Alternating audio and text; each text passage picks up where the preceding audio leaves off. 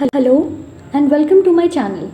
Today I will be covering NCERT class 6th History chapter 1, that is what, where, how and when. I will cover the chapter according to the needs of competitive exams like UPSC and state PCS exams.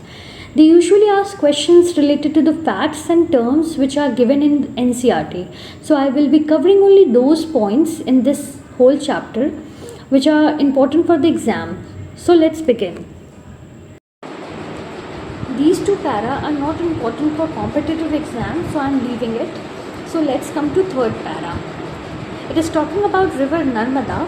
On the banks of river Narmada, the earliest people who lived here were skilled gatherers and they also hunted animals. These 2 points you have to remember only.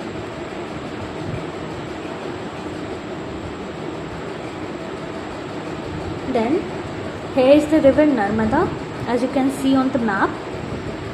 Then this is Suleiman and Kirthar hills. So in the fourth para, Suleiman and the Kirthar hills on the northwest. Here women and men first began to grow crops such as wheat and barley about 8,000 years ago.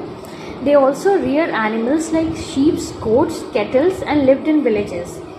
Then Garo hills to the northeast, Garo hills and to the northeast, and Vindhyas, here are Vindhyas in the central India.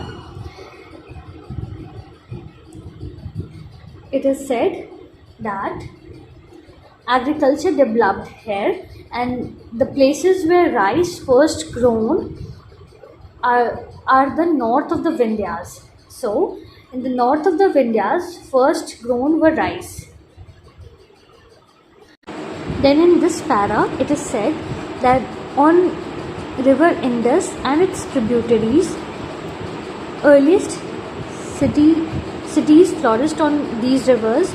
It is about 4700 years ago, and on river Ganga and its tributaries about 2500 years ago cities developed. Then in this para, Ganga and its tributaries called Son. In ancient times, area along this river to the south of Ganga was known as Magad, which now lie in the state of Bihar. Its rulers were very powerful and set a large kingdom, and this kingdom were set up in other parts of the country as well. This para is not very important for competitive exams. It talks about the travel. People used to travel, and you can read later. Then you can also read this small part which talks about South Asia is often called subcontinent because although it is smaller than a continent, it is very large and is separated by rest of Asia by seas, hills and mountains. Then in this para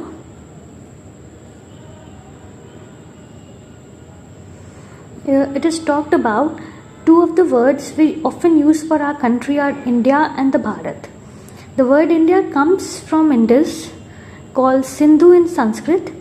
Here Iranians and Greeks who came through a northwest about 2500 years ago were familiar with Indus river and called it Hindos and the Indos. And land to the east of the river Indus is called India. The name Bharata was used for a group of people who lived in the northwest and were also mentioned in Rig Veda. The Rig Veda is the earliest composition in Sanskrit, dated back to 3500 years ago. Then in this it is talked about manuscript, which are manu meaning hand and usually written on palm leaf or specially prepared bark of a tree known as birch, which grows in Himalaya. Then in this, it is talked about inscription. These are writings on a relatively hard surfaces such as stones and metal. Then we can read about this diagram also. It was found in Khandar of Afghanistan. It was inscribed by Ashoka. When we write anything, we use a script. Script consists of letters or signs. When we read what is written or speak, we use a language. This inscription was inscribed in two different scripts and languages. They are Greek and Aramaic. Then I want to discuss this question also because I found it important for competitive exams, and you can solve by pausing the video, or later you can solve, but I'm giving you the solutions now. So here, Narmada river is for hunting and gathering. Magad, the first big kingdom. Garu hills with early agriculture. Indus is with the first cities, and Ganga Valley, the cities about 2500 years ago. So that's it for today's lesson. Thank you for watching this video. I hope you like it.